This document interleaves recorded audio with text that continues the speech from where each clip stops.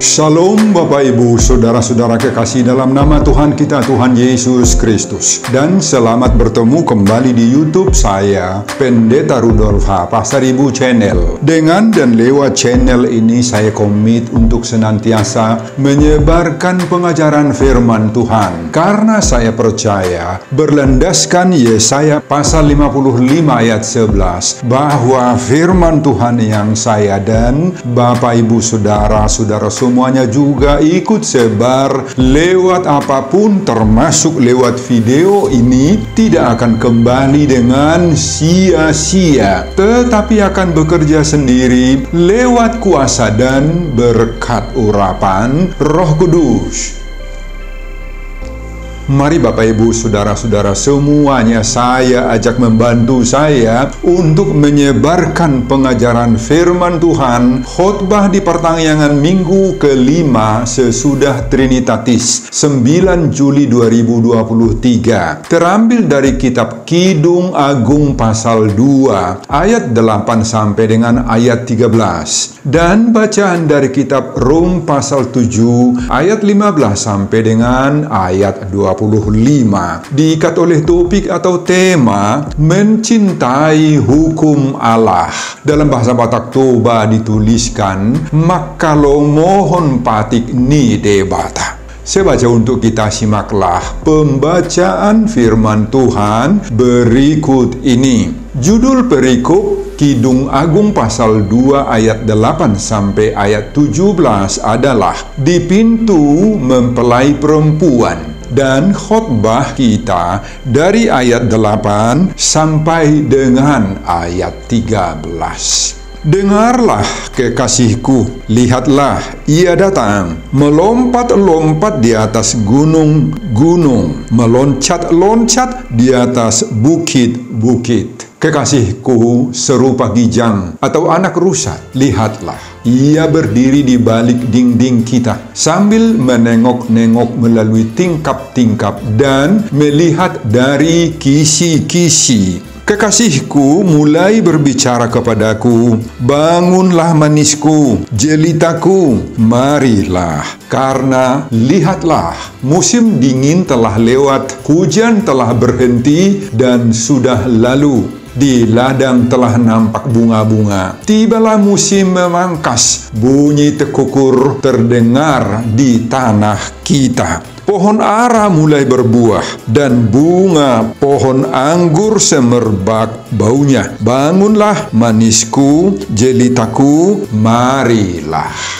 Bapak, Ibu, dan Saudara-saudara, demikianlah nats khotbah kita di pertangyangan minggu kelima sesudah Trinitatis 9 Juli 2023, dihubungkan dengan topik atau tema minggu mencintai hukum Allah.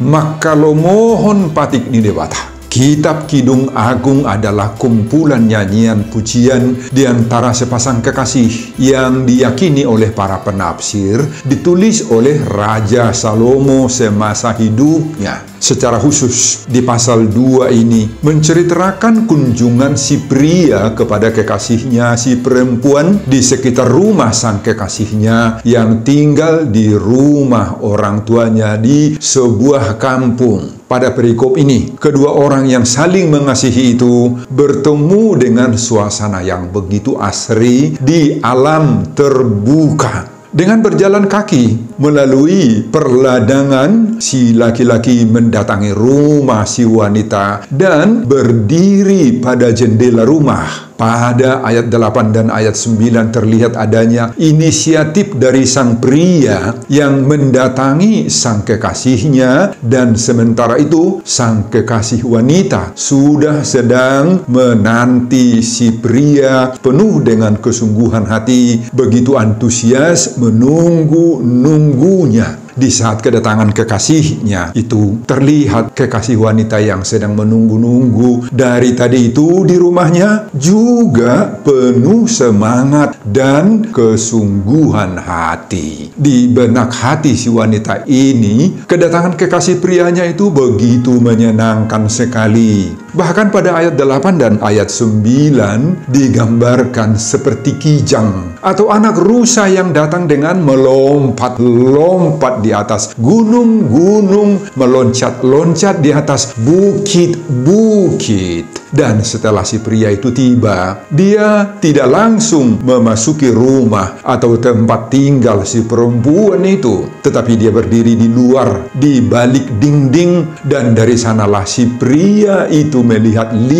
kekasihnya ke dalam rumahnya. Pada ayat 9 ditulis, lihatlah, ia berdiri di balik dinding kita, sambil menengok-nengok melalui tingkap-tingkap dan melihat dari kisi-kisi. Kemudian selanjutnya terjadi pembicaraan di antara mereka.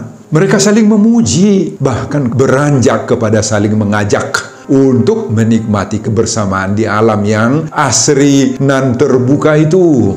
Pada ayat 10 dikatakan, kemudian si wanita mengakui bahwa kekasih prianya memanggil dan mengajak dia dengan mengatakan, bangunlah manisku, jelitaku, marilah. Adapun alasan si pria untuk mengajak si wanita bangun dan untuk menikmati kebersamaan mereka berdua di alam yang sungguh asri itu adalah karena musim dingin telah lewat. Hujan telah berhenti dan sudah lalu. Oleh karena itu, jangan lagi berdiam diri saja di rumah atau di kamar. Kita harus menikmati kehidupan di alam yang asri ini, himbau si pria kepada kekasihnya. Dan alasan lain untuk mengajak mempelai wanita itu untuk bangun adalah agar mereka menikmati hidangan alam terbuka. Ada 3 bentuk yang disuguhkan oleh keindahan alam yang harus dinikmati menurut si pria di sini. Pertama, pada ayat 12 disebutkan bahwa di ladang telah nampak bunga-bunga.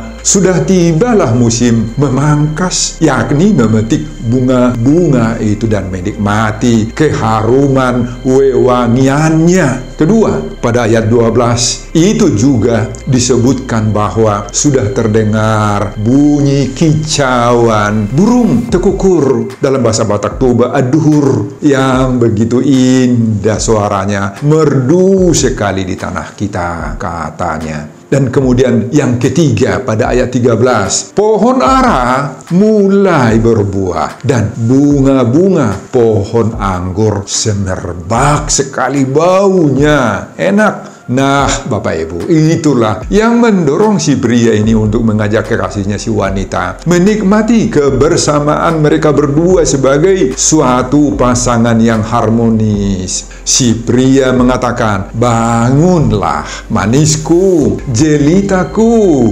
marilah. Ajakan sang pria terasa begitu pas dengan kondisi alam yang begitu indah saat itu. Di alam terbuka dengan bunga-bunga dan pohon anggur serta ara yang mulai berbuah, dilengkapi dengan kicauan burung merdu, menambah begitu indahnya pertemuan mereka. Bagi sang pria, kekasih hatinya itu ialah seperti merpati yang bukan hanya cantik, tetapi juga merdu suaranya. Suasana yang meliputi hubungan mereka dalam masa-masa kebersamaan atau masa-masa pertunangan atau perpacaran dalam istilah sekarang ini, Bapak Ibu, betul-betul seperti indahnya bunga-bunga dan semerbaknya buah pohon anggur dan merdunya kicauan suara burung-burung tekukur. Ini semua sangat-sangat kental menggambarkan kemesraan hubungan mereka. Bapak, Ibu, dan Saudara-saudara, perikop khotbah kita hanya pada ayat 13 saja. Tetapi apabila kita baca dan harus dihubungkan dengan ayat-ayat selanjutnya, ternyata kemesraan cinta kasih mereka itu mendapat gangguan dari luar diri mereka berdua. Itu dapat kita baca pada ayat 16. Di sana si pria mengatakan, tangkaplah bagi kami rubah-rubah itu, rubah-rubah yang kecil yang merusak kebun-kebun anggur kami yang sedang berbunga. Wah, sayang sekali Bapak, Ibu, dan Saudara-saudara. Paduan kasih yang begitu harmonis ternyata bisa diganggu oleh kehadiran rubah-rubah kecil. Apa ini rubah? Rubah kecil ini. Rubah-rubah merupakan binatang yang suka merusak kebun anggur, Bapak Ibu. Tidak jelas seperti apakah gangguan yang menimpa pasangan yang nampak dalam khotbah ini. Mungkin rubah-rubah ini menggambarkan pria-pria lain, saingan-saingan yang mencoba juga mengatakan cintanya kepada si wanita ini. Dan menurut ayat 17, si pria sempat meninggalkan kekasihnya, yakni si wanita itu. Yang pasti, si pria sempat terganggu hatinya dan meninggalkan kekasihnya. Namun, kesetiaan sang wanita tidak bisa diganggu oleh rubah-rubah yang bagaimanapun itu. Hal itu jelas terlihat pada ayat 16 ketika si wanita itu mengungkapkan cintanya, isi hatinya yang begitu mendalam kepada si pria. Pada ayat 16 itu ditulis, kekasihku, kepunyaanku, dan aku kepunyaan dia yang menggembalakan domba di tengah-tengah bunga bakung. Nah, si wanita ini menunjukkan begitu kuatnya cintanya kepada si pria ini. Terungkap itu lewat jawabannya yang begitu lugas, toh, kekasihku, kepunyaanku, dan aku kepunyaan dia. Ucapan ini begitu lugas sekali. Dan bahkan pada ayat terakhir, ayat 17, si wanita itu membujuk lagi si laki-laki agar kembali lagi rujuk seperti sedia kala. Di sana ditulis, sebelum angin senja berhembus dan bayang-bayang menghilang, kembalilah kekasihku.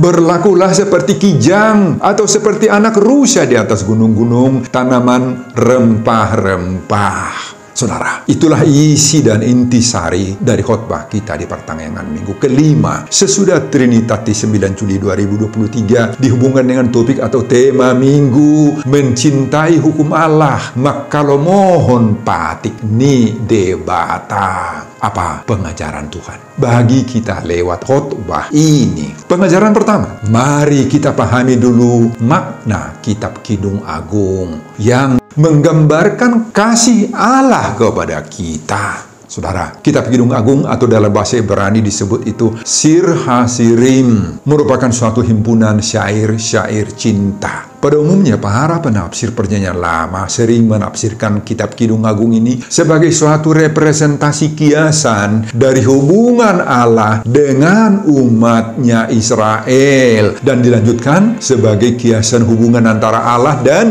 kita orang-orang percaya yang begitu sangat intim, Bapak Ibu, sehingga diibaratkan seperti hubungan pernikahan atau perkawinan. Allah atau Kristuslah mempelai laki-lakinya, dan kita orang percayalah mempelai wanitanya. Saudara, pada umumnya ada dua metode penafsiran yang sering digunakan untuk memahami Kitab Kidung Agung ini. Metode pertama disebut dengan metode penafsiran secara alegoris, di mana seluruh teks dan kalimat-kalimat yang ada dalam Kidung Agung ini dimaknai secara rohani. Para penafsir alegoris ini berusaha mencari makna rohaniah yang terkandung di dalam isi kitab ini. Itu sebabnya semua kata-kata cinta, kasih, sayangku yang tertulis di sana dan sejenisnya itu selalu diartikan sebagai gambaran hubungan antara Allah dengan umat pilihannya Israel, dengan gereja dan orang-orang percaya kita-kita saat ini, Bapak Ibu. Penafsiran kedua disebut secara natural,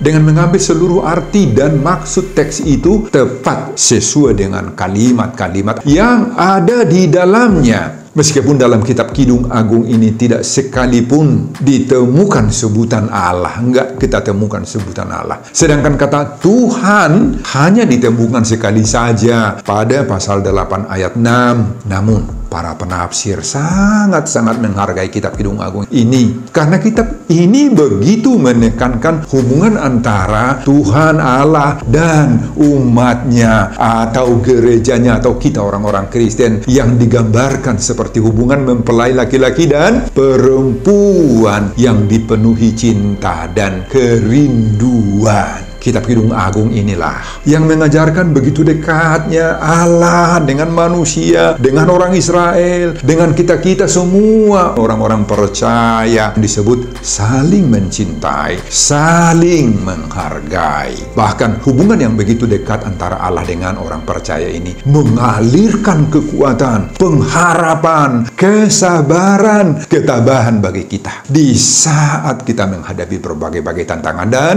pergumulan hidup ini. Kitab Kidung Agung inilah yang menginspirasi banyak orang percaya untuk memahami bahwa Tuhan itu selalu rindu untuk bertemu dengan umatnya, dengan kita, rindu hadir di tengah-tengah kehidupan orang percaya dan selalu saja mendengar keluhan-keluhan, pergumulan-pergumulan kita umatnya yang dicintainya. Demikian juga sebaliknya. Kidung Agung inilah yang juga memotivasi, menginspirasi orang percaya agar selalu rindu menemui Tuhan, merasakan kehadiran Tuhan, mendengarkan suara dan firman Tuhan, dan mengalami sentuhan-sentuhan serta karya-karya Tuhan itu. Benar bahwa kitab Kidung Agung ini sangat-sangat jarang ini kita bicarakan, kita dengar. Jarang ini kita bahas, jarang ini kita diskusikan, baik dalam khotbah maupun dalam sermon-sermon perhalado atau Bibel studi. Jarang. Tetapi sekarang kita disadarkan agar kita mau senantiasa bertaut dan menyatu dengan Tuhan di dalam hubungan saling cinta, mencintai, saling kasih, mengasihi. Dan hubungan yang baik dengan Allah itu dapat kita wujudkan, realisasikan ketika kita sudah mau mencintai hukum Allah. Sebagaimana topik minggu kelima sesudah Trinitatis. Mari kita lakukan itu dari hati yang bersih, murni, dipenuhi sukacita, maka Tuhan memberkati kita. Pengajaran kedua, banyak cara mengungkapkan isi hati kepada yang kita cintai, kita kasihi. Saudara, dalam khotbah ini kita melihat bagaimana si pria mencurahkan isi hati dan cintanya kepada si wanita, dan sebaliknya si wanita pada pria pasangannya. Dimulai dari si wanita. Si pria itu dia gambarkan seperti kijang atau anak rusa yang datang. Bagi orang Israel, Bapak Ibu, binatang kijang adalah dianggap sebagai binatang yang cantik, yang bersih, yang putih, yang lembut, sebagaimana digambarkan pada pasal 4 ayat 5 dan pasal 7 ayat 3. Itu mohon dibaca sendiri Bapak Ibu. Kemudian si pria itu juga sering digambarkan oleh si wanita itu sebagai binatang yang gesit, cepat, rajin, tidak malas, sebagaimana dalam pasal 8 ayat 14. Itu sebabnya si wanita mengatakan di sini, kekasihku serupa kijang atau anak rusa. Dia melompat-lompat di atas gunung-gunung, meloncat-loncat di atas bukit-bukit. Saudara, sedangkan si pria, dia mengungkapkan isi hatinya dengan menggambarkan pasangannya itu dengan sebutan manisku, jelitaku, marilah. Dia juga mengatakan, merpatiku, perlihatkanlah wajahmu, perdengarkanlah suaramu, sebab merdu suaramu, dan elok wajahmu. Nah, Bapak Ibu, demikianlah masing-masing si pria dan si wanita itu mengungkapkan rasa cinta, kasih, kemesraan hati mereka kepada pasangan masing-masing. Saudara, khotbah ini mengajar kita saat ini perlunya kita saling menjaga kehangatan atau dinamika yang saling kasih mengasihi di antara kita dengan orang-orang yang kita kasihi, kita cintai, kita kagumi. Orang yang kita kasihi, kita cintai, dan kagumi itu banyak sekali kan Bapak Ibu. Tentu pasangan yang paling utama adalah istri kita, suami kita, anak-anak, dan orang-orang tua kita masing-masing. Nah, ungkapkanlah rasa cintamu, kasihmu, luapan kekaguman hatimu terhadap kebaikan-kebaikan mereka,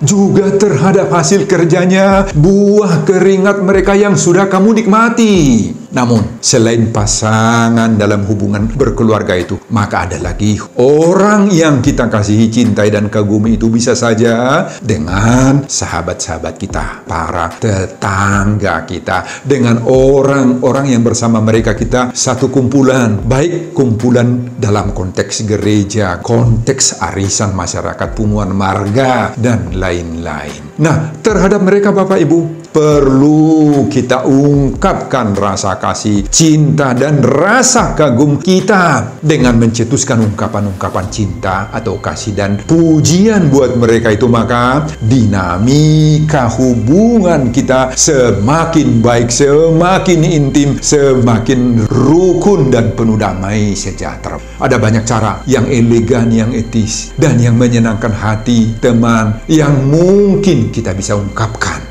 Bisa dengan ungkapan-ungkapan, kalimat-kalimat yang memberi semangat buat mereka. Bisa dengan untayan kata-kata manis yang mengandung pujian, kekaguman hati. Atau bisa dengan nyanyian, rayuan, hiburan juga. Bahkan bisa lewat pemberian-pemberian. Mungkin juga mengirimi mereka makanan-makanan ringan, hasil masakan kita, masakan ibu-ibu sendiri, cemilan-cemilan yang baru saja diolah sendiri oleh ibu-ibu kita. Atau mungkin juga memberi orang yang lain itu hasil-hasil tanaman, hasil kebun, hasil ladang, atau hasil produksi kita yang berguna. Namun ingat Bapak Ibu, dalam mengungkapkan dan menyampaikan rasa kasih, cinta, rasa kagum kita terhadap orang lain itu, apa kepada istri, kepada suami, kepada orang tua, kepada teman-teman, kepada tetangga, dan lain-lain itu, jangan atau bukan hanya sekedar lip service saja, atau yang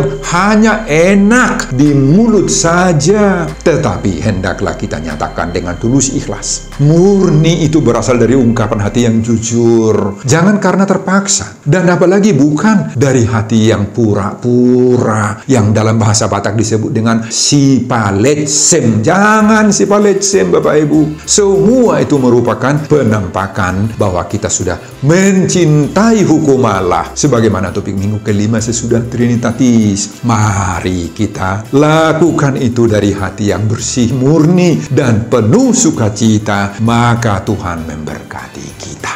Pengajaran yang ketiga, cermati rubah-rubah yang merusak cinta kasih rumah tangga. Saudara, pada bagian akhir dari perikop khotbah ini disebutkan bahwa sering sekali ada gangguan terhadap hubungan cinta kasih, baik pada saat masih bertunangan, dalam keluarga yang bersuami istri, maupun dalam hubungan kasih pertemanan dengan orang lain, dengan tetangga, dengan komunitas masyarakat di mana kita berada. Mungkin dalam konteks gereja, hubungan dalam konteks arisan, keluarga, marga, dan sebagainya. Banyak sekali gangguan-gangguan yang bisa merusak hubungan keintiman damai sejahtera kita. Pada ayat 15, tidak ikut lagi dalam nats khotbah kita dituliskan, tangkaplah bagi kami rubah-rubah itu, rubah-rubah yang kecil yang merusak kebun-kebun anggur kami yang sedang berbunga. Saudara, dalam terjemahan bahasa Batak Toba disebutkan, takuk madehitaka atuasu akana meti, akana mangago porla kanggur, ainunga berbunga hau anggur ta.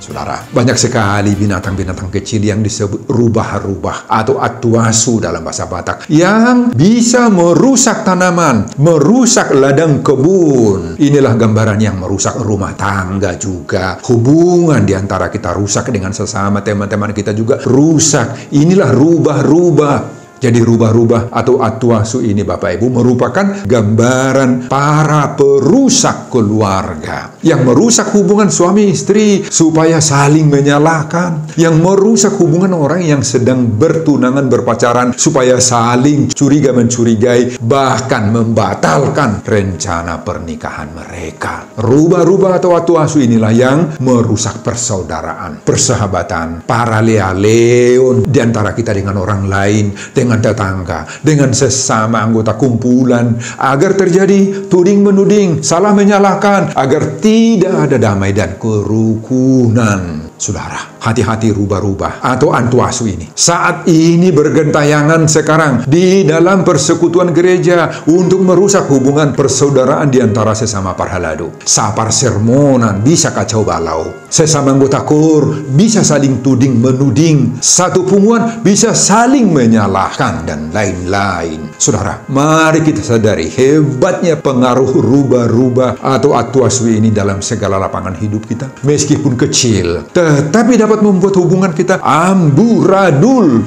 retak dan hancur, Bapak Ibu. Persoalan yang kecil saja bisa membuat suami atau istri atau orang yang sedang bertunangan itu bercerai. Bisa membuat orang yang kakak beradik, namar hamarangi, namar riboto, namar pariban sekalipun sering bertengkar, sering bersoal, marbadai, gaor, gutur. Bisa membuat orang dalam kumpulan sosial pecah kongsi dan lain-lain. Saudara, marilah kita saling menjaga diri kita, menjaga hati kita, agar kita jangan menjadi rubah-rubah, jangan menjadi antuasu, perusak bagi persekutuan kita. Mari kita jaga ketulusan, kejujuran pada orang lain. Kita jaga ini, kita rawat ini. Jangan karena didorong emosional sesaat saja, atau karena sedang mabuk kepayang kita baik. Tetapi sesudah itu, hati kita dipenuhi lagi kebencian, kecemburuan, dan kita suka emosional. Saudara, tumbuhkanlah kesadaran dalam dirimu bahwa kita dicintai, dikasihi oleh Allah. Oleh karena itu, kita harus juga tumbuhkan sikap saling mengasihi dengan pasangan-pasangan kita, dengan teman-teman kita, dengan sahabat-sahabat, dan dengan siapa kita bergaul. Kita harus mampu menyingkirkan rubah-rubah antuasu, perusak damai sejahtera kita dengan orang lain ini. Semuanya itu kita lakukan karena kita menyadari bahwa kita harus mencintai hukum Allah. Maka lo mohon patik nidebata sebagaimana topik minggu kelima sesudah Trinitatis 9 Juli 2023. Tuhan memberkati kita semuanya. Amin, Bapak Ibu. Sebelum saya mengakhiri khotbah ini kembali, saya mengajak Bapak Ibu dan saudara-saudara untuk membantu saya menyebarkan pengajaran firman Tuhan. Khotbah di pertangyangan minggu kelima sesudah Trinitatis 9 Juli 2023 dari kitab Kidung Agung pasal 2 ayat 8-13